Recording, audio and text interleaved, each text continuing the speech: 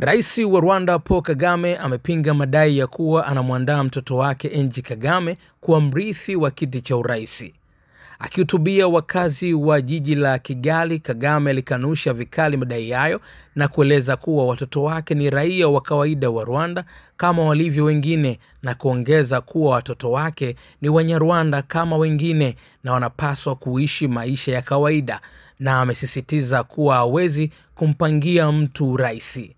Aliongeza kuwa hata binti yake anayehusishwa na madai hayo huenda hana nia ya kuingia kwenye siasa. Rais Kagame ameongoza Rwanda tangu mwaka 2000, akiendelea kujenga taifa hilo baada ya kipindi kigumu cha mauaji ya halaiki mwaka 1994. Kauli yake imekuja wakati ambapo mijadala kuhusu uongozi wa urithi wa madaraka barani Afrika imezidi kushika kasi, huku wananchi wengi wakihamasishwa kushiriki mchakato wa kidemokrasia kwa uhuru.